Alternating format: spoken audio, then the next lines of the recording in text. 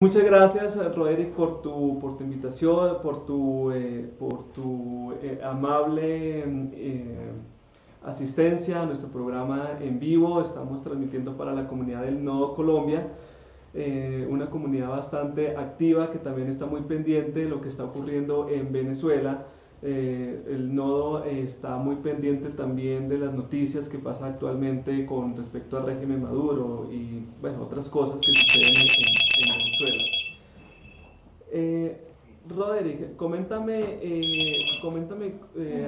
háblanos sobre ti, sobre tu actividad, sobre todo lo que estás haciendo en este momento, sobre todas las denuncias y todo lo que está sucediendo actualmente en Venezuela.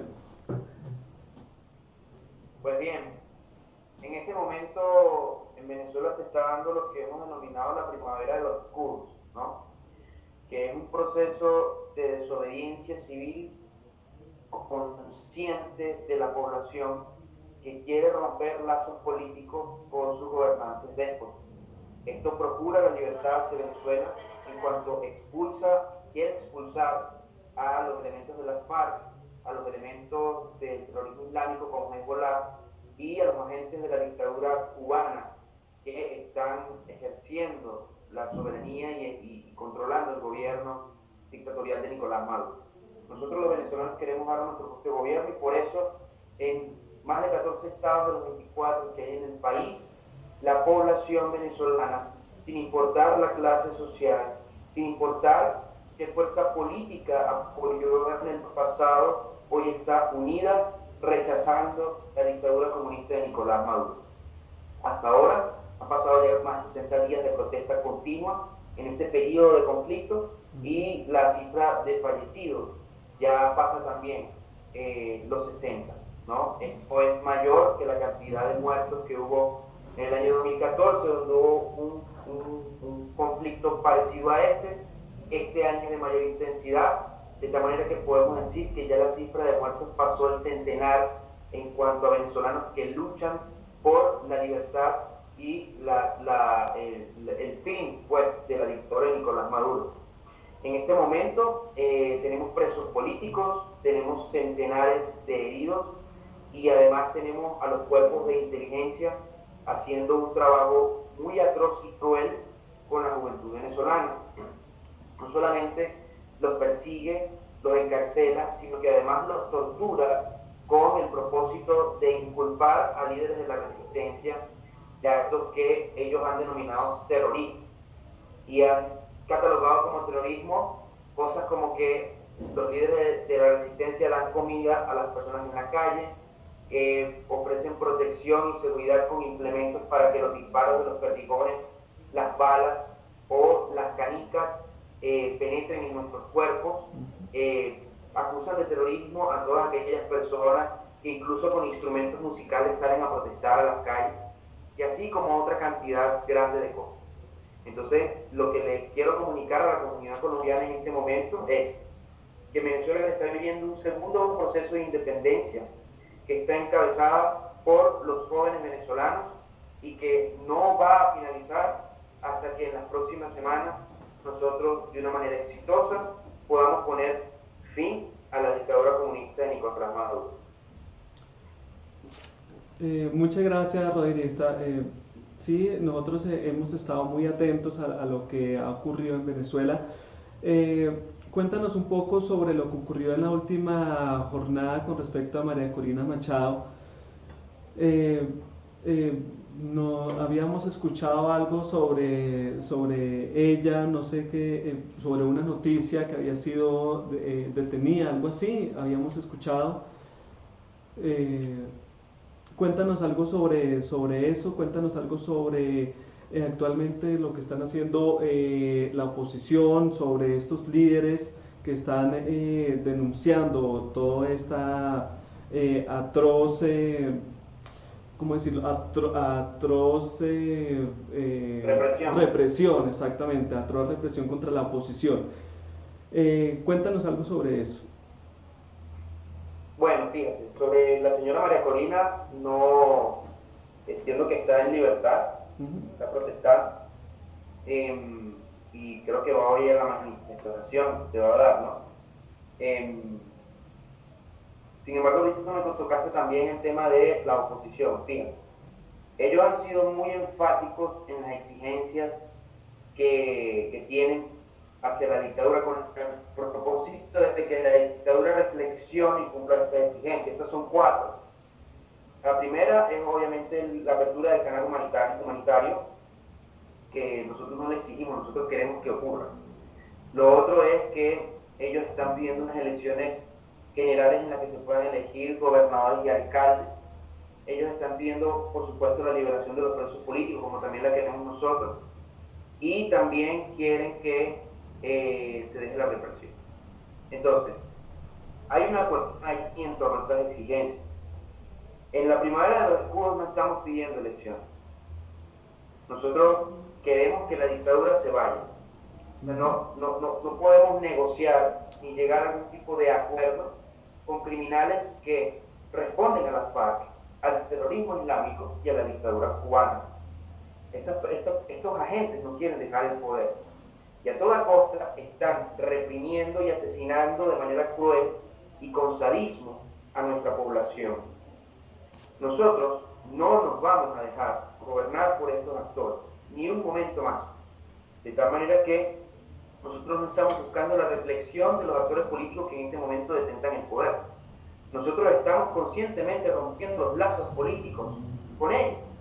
De tal manera que aquí en Venezuela pueda ocurrir un proceso transitorio, un proceso político transitorio, que instaure las bases de una nueva democracia para que esta se consolide en unas nuevas elecciones y de esta forma nosotros entonces podamos darnos paso a constituir nuestro propio gobierno. Por lo tanto, estas exigencias en cuanto a elecciones, en cuanto a negociaciones o diálogos con quienes están en el poder, son solamente unas exigencias de esta clase política, pero no son las exigencias que en las calles el pueblo de Venezuela está pidiendo, no son una exigencia de los fallecidos que se han dado, o los asesinatos que se han dado hasta el día de hoy. Mario, para mí es una oportunidad importante decir esto a la comunidad colombiana, ya que en un proceso en el que se enfrenta el foro de Sao Paulo y que además el pueblo colombiano tenemos digámoslo así, tenemos un enemigo en común, que es las FARC. Nosotros no estamos planteando ni un proceso de paz con ellos, ni un proceso de diálogo con ellos, ni un proceso electoral con ellos. Nosotros los queremos expulsar porque no merecen nuestra consideración y nuestro respeto, ya que se han comportado de una manera criminal, violando los derechos humanos de los ciudadanos, y por lo tanto, pues ellos tienen que pagar con justicia. Cuéntanos, Roderick, también sobre la escasez, la hambruna que en este momento está viviendo el pueblo venezolano. Nosotros estamos muy también atentos, hemos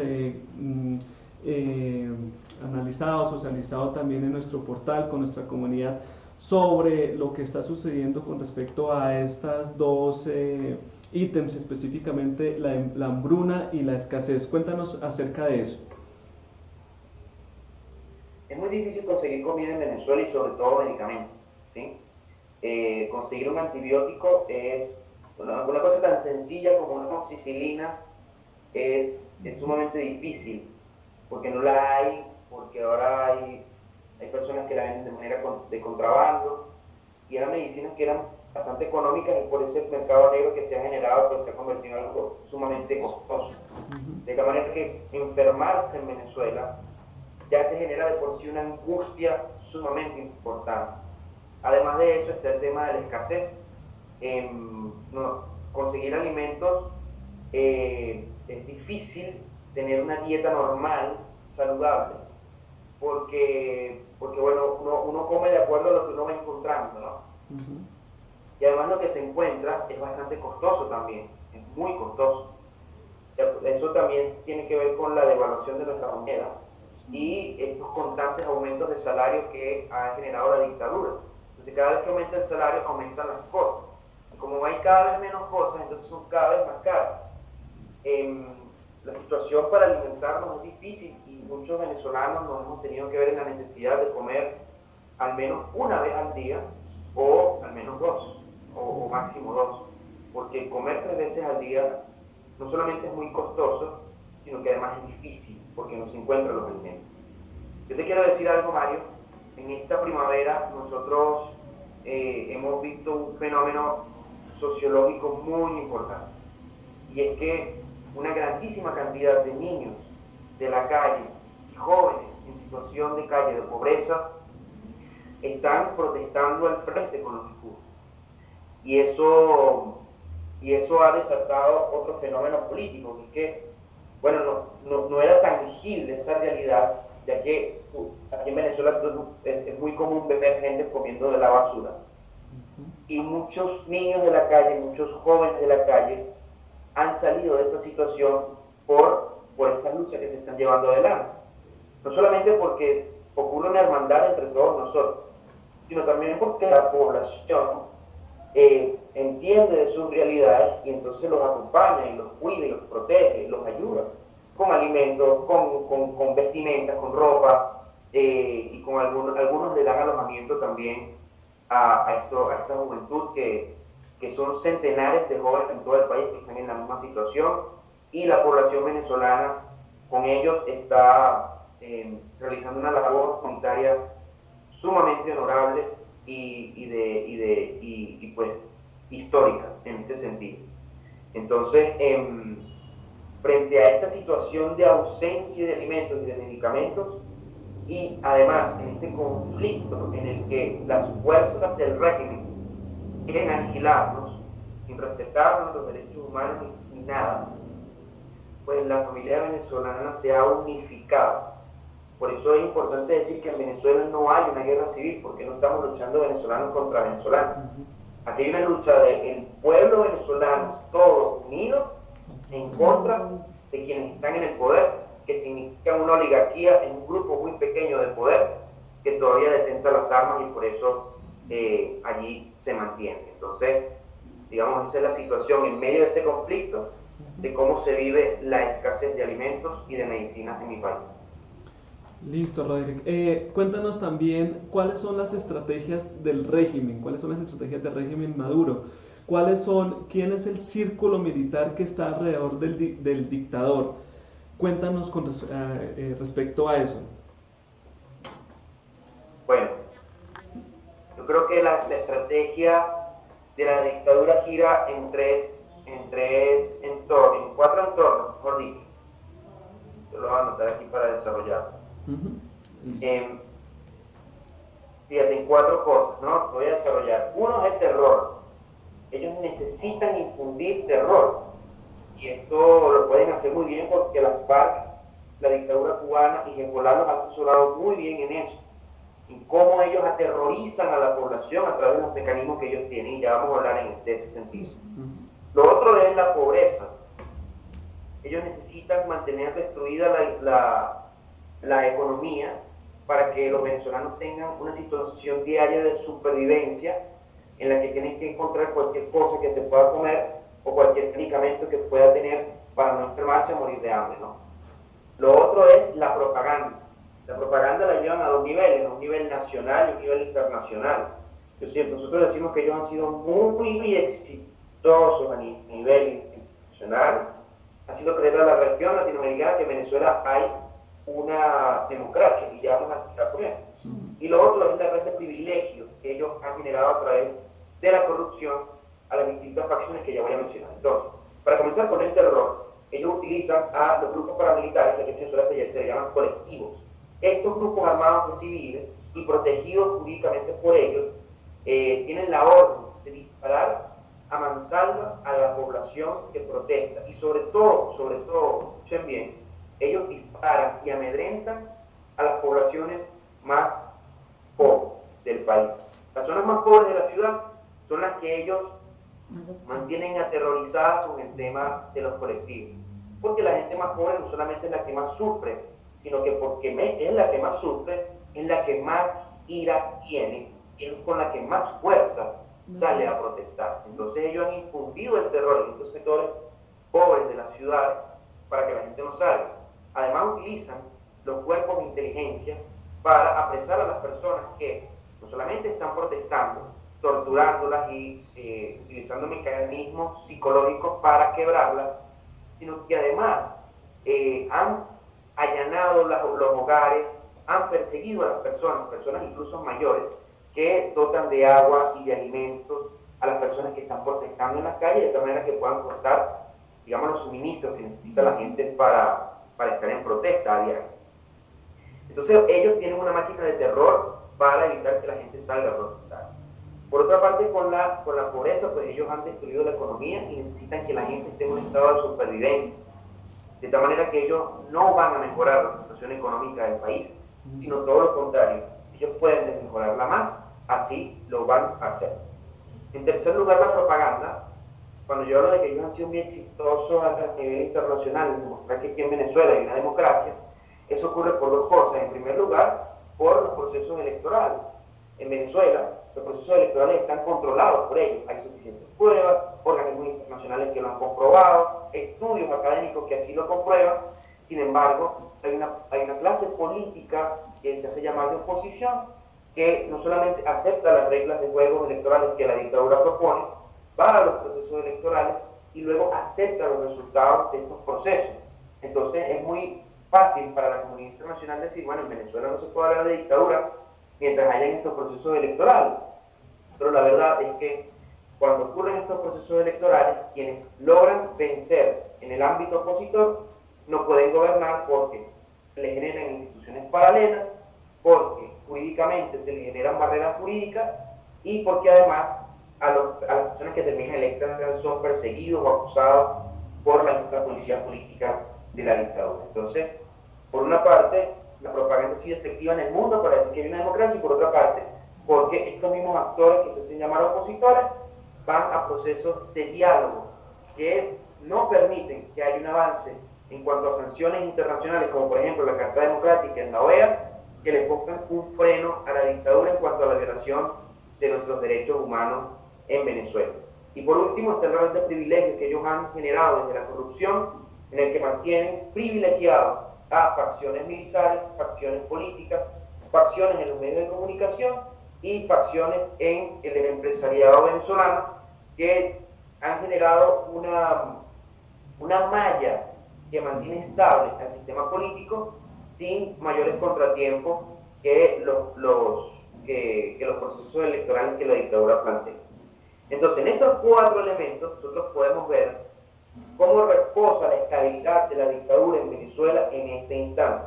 Y la primavera de los oscuros no solamente es efectiva porque va hacia las fuentes de poder de estos cuatro elementos, sino que además desconoce los procesos que la dictadura ha diseñado para que dentro y fuera del país haya esta estabilidad y haya un avance en cuanto a la desobediencia civil a lo interno de sus filas, y la gente pues, que fue su seguidora, que fue su dirigente o su vocero en algún momento, ahora le estén dando la espalda por el avance tan importante que ha tenido la población venezolana en cuanto a su deseo de libertad y de democracia con una dictadura que finalice de una vez por todas.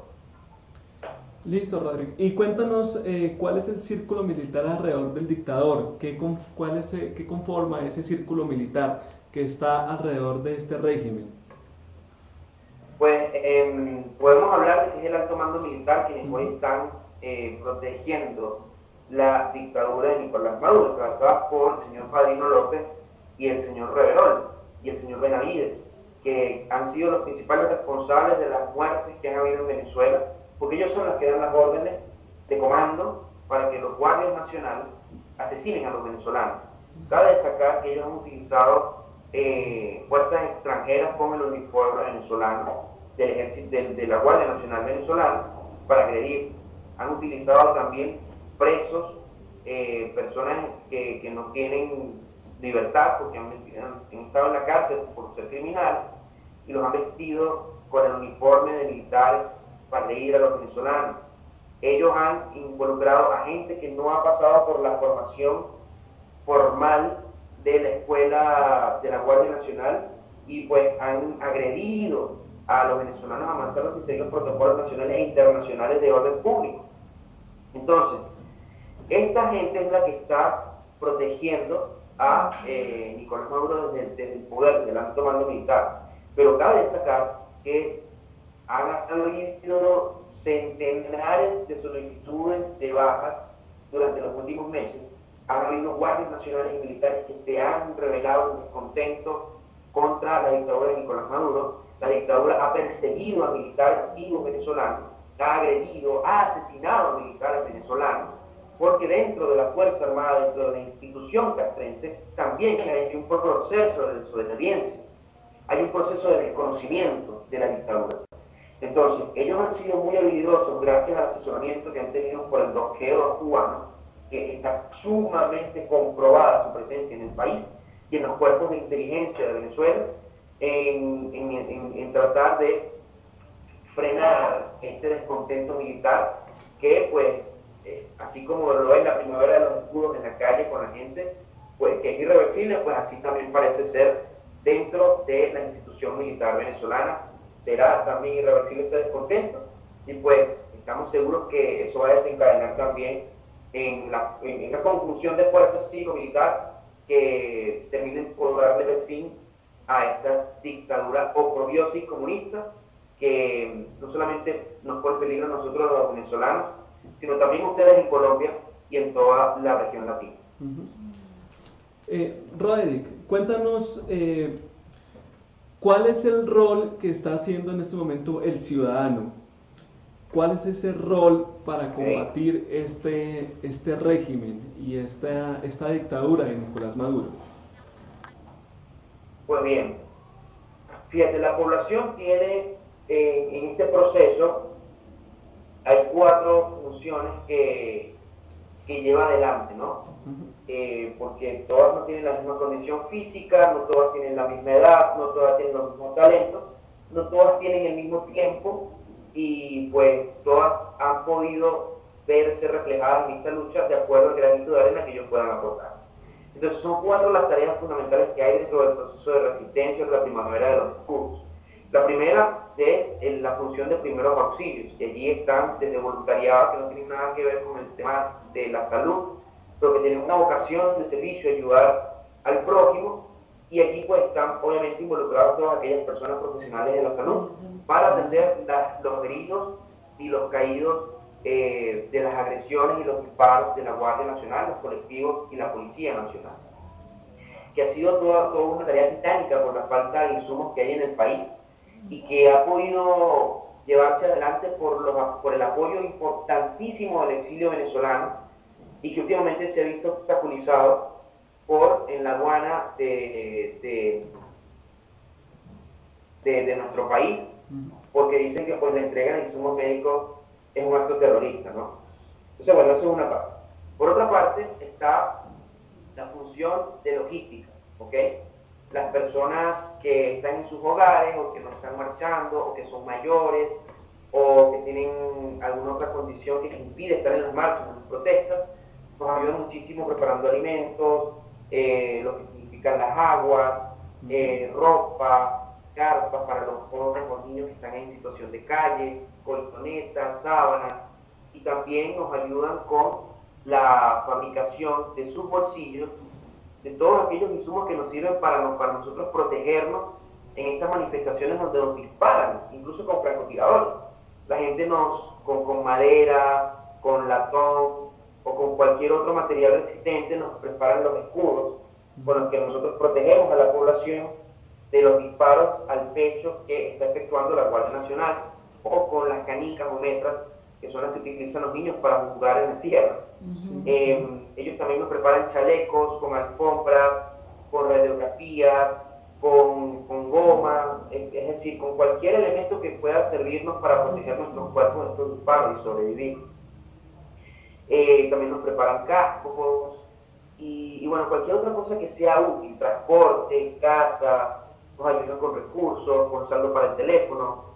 Las personas tienen una vocación para la colaboración importante porque saben que esta lucha significa no solamente el fin de la dictadura, sino nuestra libertad, que nosotros podamos dar nuestro propio gobierno. La tercera función está del guerrero, propiamente dicho. Aquí le decimos los guerreros libertarios, que conforman la hermandad de guerreros libertarios. Son jóvenes, desde los más chiquitos hasta los más grandes, no importa la procedencia de ellos, no importa si son de universidad o no, no importa de qué parte del país sean, pero somos jóvenes y somos de Venezuela. Y pues en ese sentido nos hemos unificado todos nosotros para pues estar al frente de las manifestaciones y evitar que la represión desmedida de la Guardia Nacional, la policía y estos grupos paramilitares terroristas, llamados colectivos, disparen a la población y puedan asesinarlos. Por eso ustedes han visto que la mayor cantidad de muertos que hay en Venezuela no pasan de los 20, 25 años, porque nosotros estamos al frente protegiéndonos de esos disparos. Si ellos no estuvieran al frente de nosotros, no habría de qué proteger, no había que hacer escudos, no había que hacernos chalecos, porque llegaríamos a nuestros sitios de protesta y lograríamos los objetivos, porque al final el proceso de desobediencia civil no depende de la violencia como herramienta política, porque por una sencilla razón, porque tenemos la razón. Y por último está la parte de comunicación, que son todos estos periodistas, son todas estas personas de las redes sociales, son todos aquellos ciudadanos que con sus teléfonos han grabado y han puesto en las redes para que no solamente todos los venezolanos, sino que todas aquellas personas que están pendientes de Venezuela en el mundo puedan estar al día de lo que está sucediendo en el país, porque en Venezuela hay un cerco importantísimo que no permite la libertad de expresión. Han habido cientos de periodistas agredidos en estas manifestaciones. Hay medios de comunicación que están siendo amenazados por la dictadura con confiscarlos. Algunos ya fueron confiscados durante todos estos años. Están persiguiendo a sus editores, están persiguiendo a sus dueños, y es porque aquí se está mostrando que la dictadura nos quiere asesinar. Y ellos necesitan porque eso no se diga ante el mundo. Entonces, bueno, la población está organizada en estas 4 tareas y nosotros desde el Rumbo Libertad hemos convertido nuestra plataforma, nuestra organización, como instrumento de la política para que esta participación de la población en todo el país sea posible, y que en este sentido, políticamente, la comunidad internacional entienda que nosotros estamos absolutamente decididos a ponerle fin a esta situación de una manera cívica, de una manera consciente y de una manera en la que no vamos a permitir que de ninguna forma este sistema continúe. Nosotros queremos una democracia sana, saludable, sin ningún tipo de vestigio que pueda recordar o pueda mantener esta situación vigente, y por eso pues la intensidad y la persistencia con la que estamos llevando adelante la primavera de los escudos en Venezuela. Roderick, el universitario también ha sido parte importante de esta lucha contra el régimen. Cuéntanos cuál es el rol principal del universitario, de ese joven universitario que lucha contra el régimen, contra Nicolás Maduro. Cuéntanos sobre eso. Bueno, el universitario tuvo un rol importante aquí. De hecho, mi procedencia, mis primeros pasos en la política fueron como universitario. Sí. Yo fui en el año 2010 presidente de la Federación de Centros Universitarios de la Universidad Central de Venezuela, la más grande del país, y pues el movimiento estudiantil tuvo un momento protagónico cuando la dictadura de Chávez, el momento de Chávez.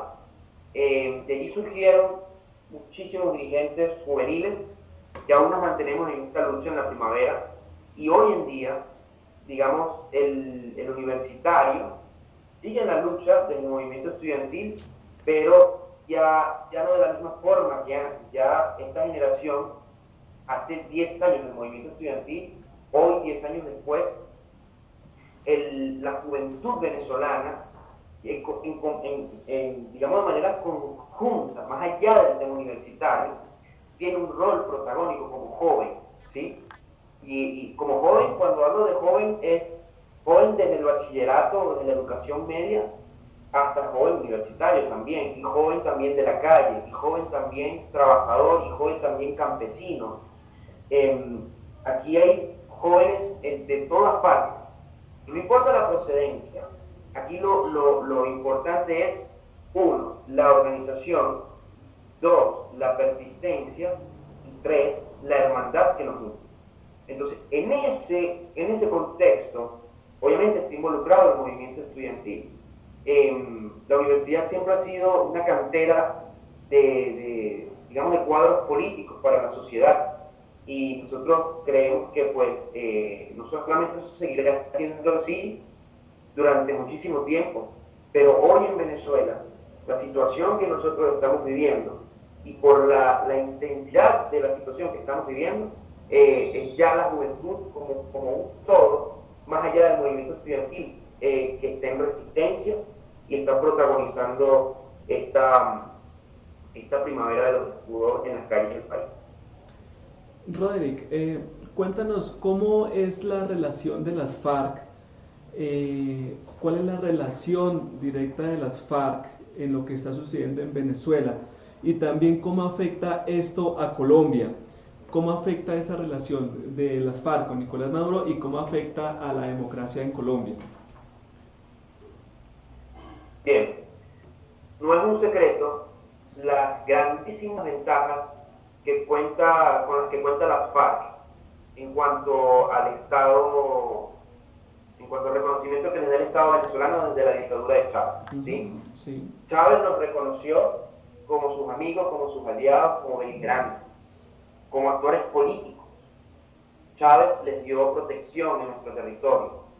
Chávez les dio logística, utilizó nuestra diplomacia para lograr sus propósitos, utilizó nuestros puertos, utilizan todavía nuestros puertos, utilizan nuestros aeropuertos, nuestras embarcaciones para poder trasladar las drogas por toda la región latinoamericana, pero también por Europa.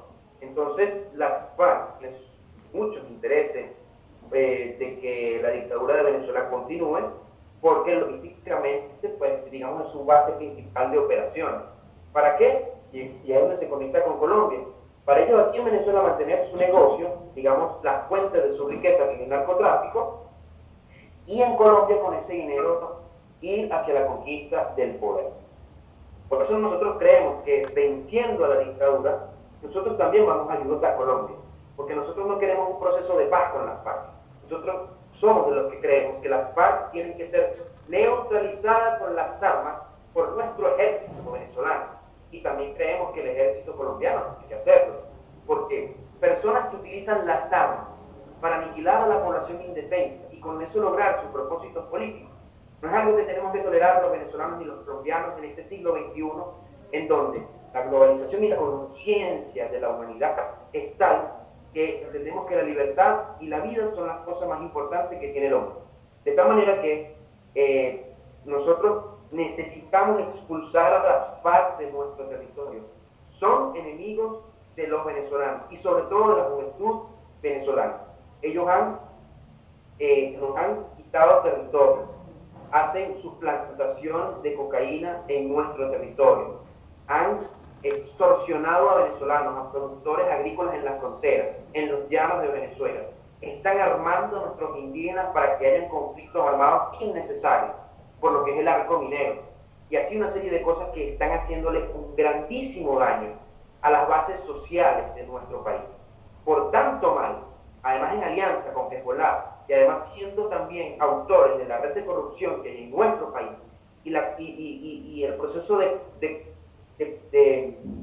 digamos, de corromper a nuestro ejército y nuestra Fuerza Armada en lo que es la constitución del cartel de los soles, nosotros consideramos como un peligro para la seguridad nacional, como un enemigo número uno de la juventud venezolana y del pueblo de Venezuela, a las FARC.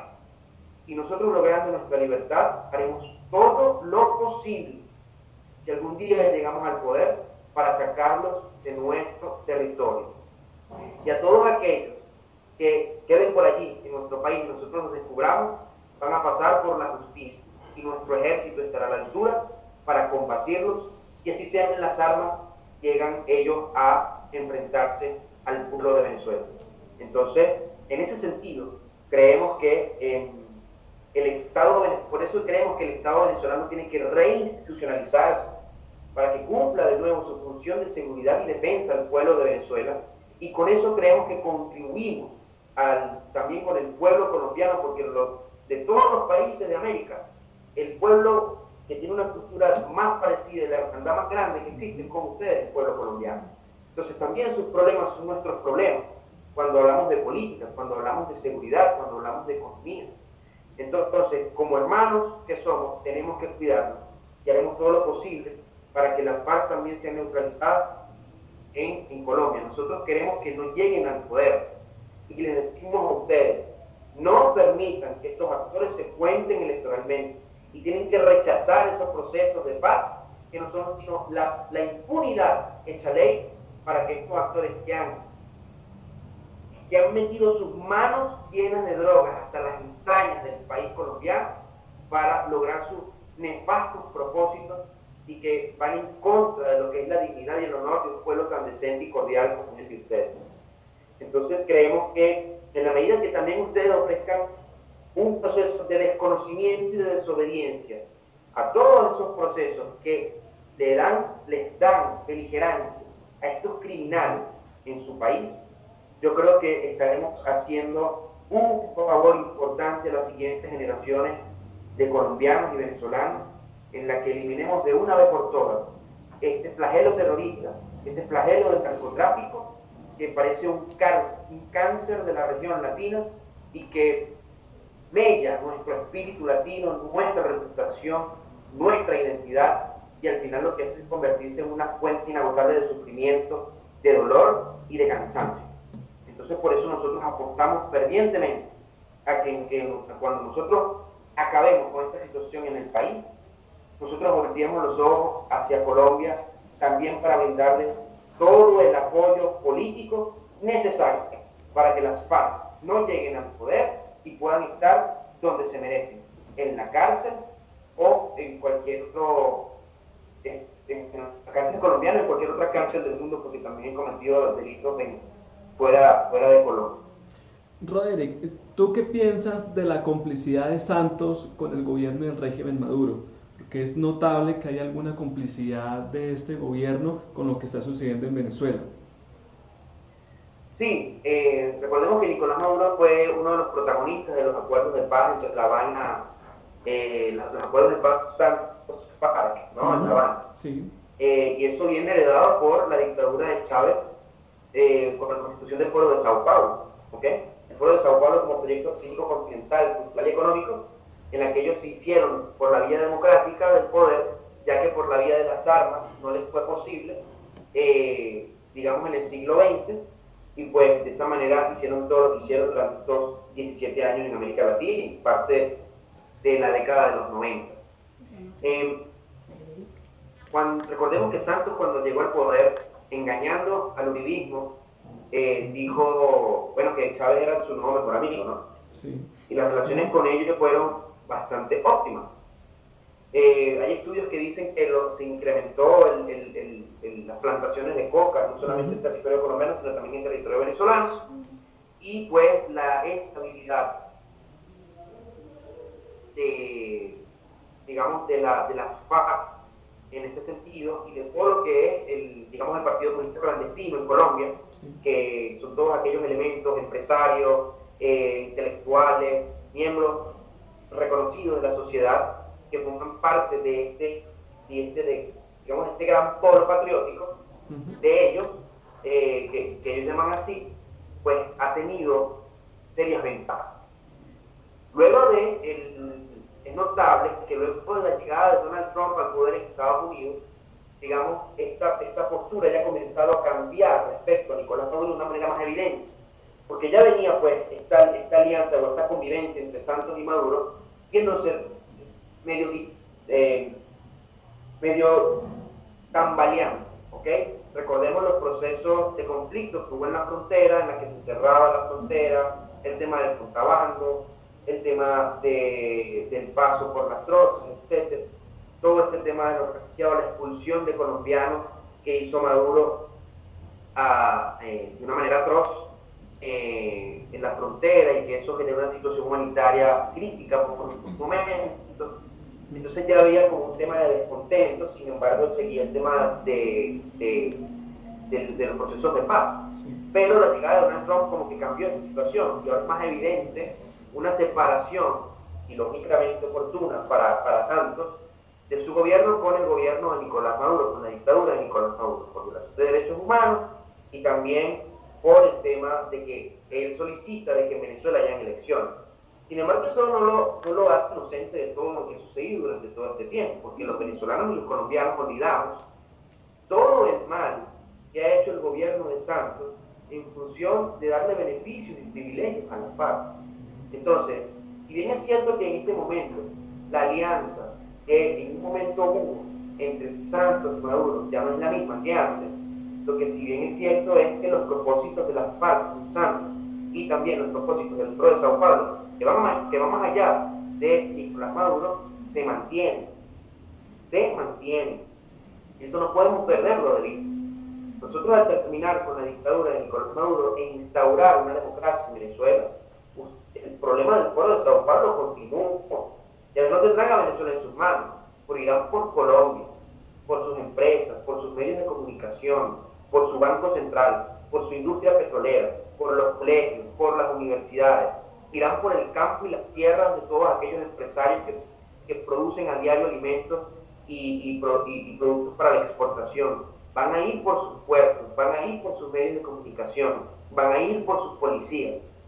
Entonces ellos van a encontrar en Colombia una guarida que se las va a dejar Santos. Entonces tengan mucho cuidado con esto, porque la lucha no termina aquí, la lucha continúa. Y nosotros desde Venezuela haremos todo lo posible para apoyar a las fuerzas políticas libertarias y que luchan por la libertad y la democracia en Colombia, para que se vean en el espejo de Venezuela y no caigan en la misma trampa propagandista, no caigan en la misma trampa populista de ellos, y entonces podamos poner un freno efectivo al avance del enemigo colombo-venezolano, que son las FARC y el Foro de Sao Paulo. Roedi, buenos días, hablas con Tatiana Cuevas. Mira, tú acabas de hablar respecto sobre los beneficios que Santos le está ofreciendo, le ofreció a las FARC. Quiero que me digas tú qué piensas de los acuerdos, pues de los acuerdos que Santos le ofreció a las FARC o están llegando, y de las curules de los grupos del narcotráfico. Pues bien, nosotros no creemos en la tesis de la justicia transicional, ¿ok? No creemos para nada en eso, porque la justicia no es una cuestión de porcentajes para nosotros. Nosotros como libertarios creemos que la justicia es absoluta. O sea, si usted cometió un crimen, bueno, usted tiene que pagar por ese crimen. Sí. O sea, no es que pague un poquito, no es que, bueno, te perdono aquí, pero no te perdono allá. No. Es que paguen por ese crimen. Porque si eso queda así, en el futuro va a quedar un precedente importante. Es que cualquiera va a venir con la misma metodología a tratar de imponer su visión política o tratar de lograr sus propósitos de la misma forma. Y va a saber que en el pasado fueron perdonados otros, hicieron lo mismo, de tal manera que va a contar con que nada malo le va a pasar y va a poder disfrutar de los logros que llega a conquistar. Entonces, como nosotros en Venezuela, por ejemplo, queremos generar un precedente importante, un ejemplo a seguir en toda la América Latina, de que la justicia es total, de que el Estado tiene que garantizar los derechos de todos y de que el sistema interamericano no puede prestarse para una justicia en porcentajes. Entonces nosotros no creemos en la justicia transicional, como sí creen, por ejemplo, actores en Venezuela. El partido de Leopoldo López, Voluntad Popular, propone la justicia transicional, la misma que está utilizando las FARC con Santos, en cuanto a llegar a unos acuerdos en conjunto para que el conflicto acabe. Y les voy a decir lo siguiente: nosotros opinamos que los acuerdos de paz que se están llevando en Colombia van a generar consecuencias muy negativas para los colombianos, porque al tú darle la oportunidad a estos criminales que no han dejado el narcotráfico, que continúan haciendo narcotráfico, quizás con más intensidad en Venezuela que en Colombia incluso, ellos están haciendo crimen y ahora, protegidos, van a hacer política. Ellos van a hacer política. Ellos van con toda su propaganda y todo el dinero que le genera el narcotráfico y además todo el poder de las armas que tienen, que es paralelo a la Fuerza Armada regular. Entonces ellos van a decir que quieren ser sus gobernantes y nadie va a pagar aquí con cárcel. Entonces, ¿cómo nosotros hacemos justicia con todos los familiares de aquellos que han sido de los asesinados por las FARC. ¿Qué le decimos a los militares que han perdido sus miembros por las minas antipersonas, se han amputado sus extremidades por defender a la FARC? ¿Quién le habla entonces a los familiares de todos estos militares que han sido asesinados, incluso militares venezolanos, que han sido asesinados por las FARC, por protegerse, por cumplir sus propósitos? Entonces, vamos a aceptar que eso quede impune. Nosotros no podemos hacerlo porque así no haya sido, por ejemplo, a mí, que me haya tocado las FARC, yo no puedo permitir que a un compatriota se le haga una morisqueta de ese estilo, porque entonces no habrá justicia en mi país. Y yo creo que con los acuerdos de la paz que se están llevando allá, no va a haber justicia en Colombia. Y por eso en el futuro no va a haber paz. Y no va a haber una democracia estable en Colombia con esos acuerdos. Porque no se puede dejar el poder en manos de criminales. O más aún, no se puede dejar que los criminales hagan política en un país. Porque por más populistas que sean, la gente decente no puede permitir que eso ocurra. Entonces lo que nosotros creemos es que la gente decente de Colombia, que es bastante, se enfrente a estos actores en lo político, rechace su presencia en el Parlamento, rechace su presencia en el Congreso, rechace su presencia como partidos políticos, desconozca a estos actores y muestre repudio como nosotros lo estamos haciendo acá. Miren, en Venezuela los venezolanos han derribado todos los símbolos del chavismo que han construido durante todos estos tiempos.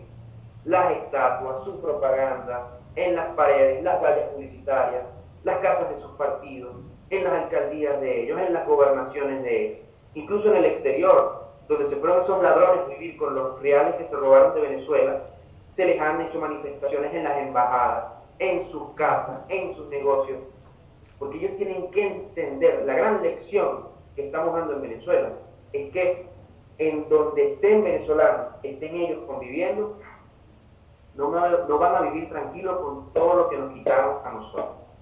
Y el que haga lo mismo en el futuro va a sufrir las mismas consecuencias. Así hayan escapado de la justicia, no escaparán de nosotros los venezolanos. Y ojalá que esto pueda también vivirse en Colombia. Yo estoy seguro que ustedes los colombianos pueden hacerlo y contarán con todo el apoyo de nosotros para neutralizar un enemigo que nos ha hecho tantísimo daño, no solamente a nosotros, sino también a ustedes durante un larguísimo tiempo y pues ahora no se van a salir con la suya después de tanto daño que han hecho. Roderick, para finalizar, queremos preguntarte acerca del futuro.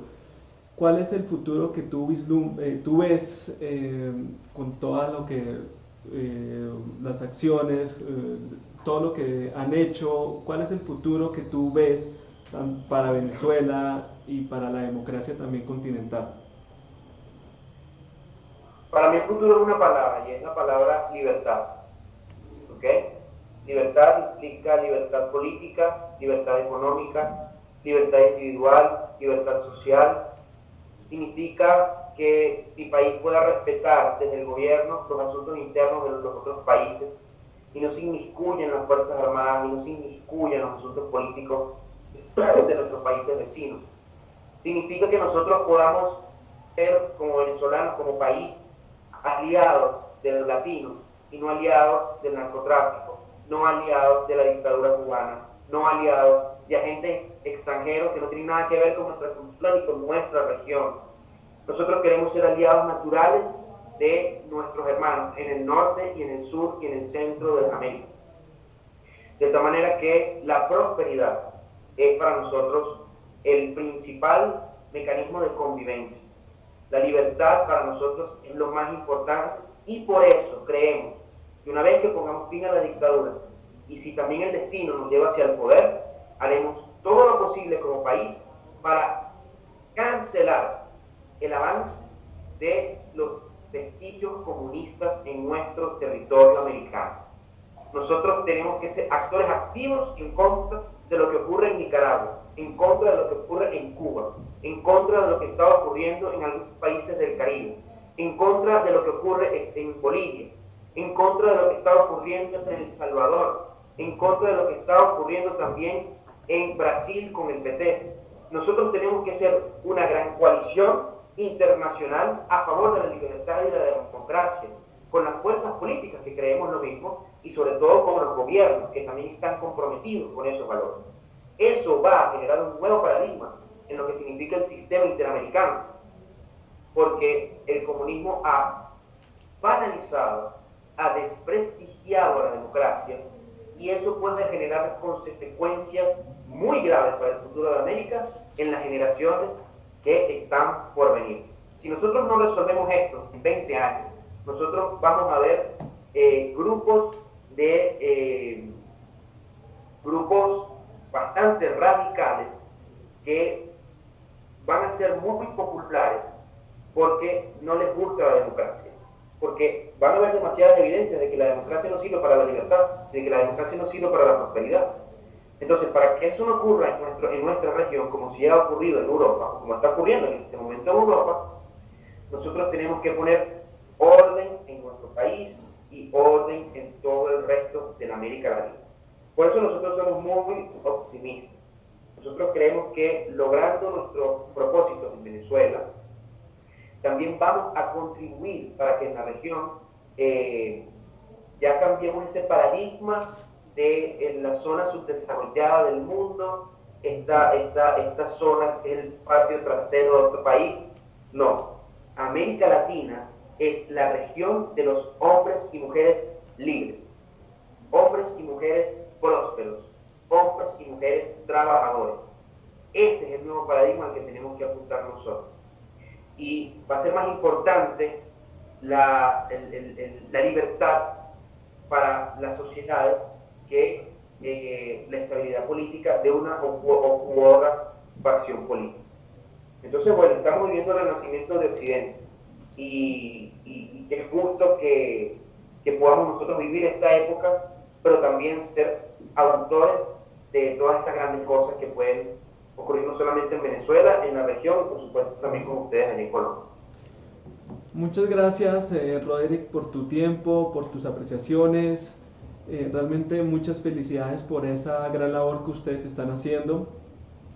En una próxima oportunidad también queremos invitarte, vamos a tener varias entrevistas, varias transmisiones como esta, y nos gustaría también más adelante contar contigo, contar con tu presencia, contar con tus apreciaciones, que es realmente importante denunciar lo que está pasando tanto en Venezuela, cómo afecta eso a Colombia y lo que está pasando en Colombia también. Pues bien, muchísimas gracias Mario, Tatiana, por la oportunidad que nos han dado de difundir lo que está sucediendo aquí, el fondo de nuestra lucha, porque no hay libertad de expresión en Venezuela. Yo el día de hoy estoy hablando con ustedes, no sé si mañana lo haré, o porque esté en la cárcel, o porque una bala haya atravesado mi cuerpo, pero sí les puedo decir algo. La lucha va a continuar a pesar de todo eso, a pesar de que sigan cayendo compañeros, a pesar de que incluso uno pueda hacer pueda uno engrosar las cifras de ese sentido. Aquí los venezolanos estamos determinados, convencidos y sin ningún tipo de duda en avanzar hacia nuestra independencia, hacia nuestra libertad, hacia la instauración de la República de Venezuela sobre las ruinas de la Revolución Bolivariana. Nosotros queremos hacer de nuestro país el mejor país. Queremos ser los buenos vecinos. Queremos ser los cordiales y amables que siempre hemos sido. Queremos limpiar nuestra reputación ante el mundo y lo vamos a lograr. Y gracias a ustedes por estar pendientes, gracias a ustedes por darnos esta oportunidad y por supuesto quedamos a la disposición y a la orden para un próximo encuentro y bueno, les mando un abrazo. Muchísimas gracias. Muchas gracias a ti, Roderick, y más adelante estaremos muy atentos, muy pendientes también de lo que está ocurriendo en Venezuela, y más adelante en una próxima oportunidad pues te estaremos invitando nuevamente. Seguro que sí. Muchas gracias, Roderick, que tengas una buena tarde. Igual, hasta luego. Hasta luego, Roderick.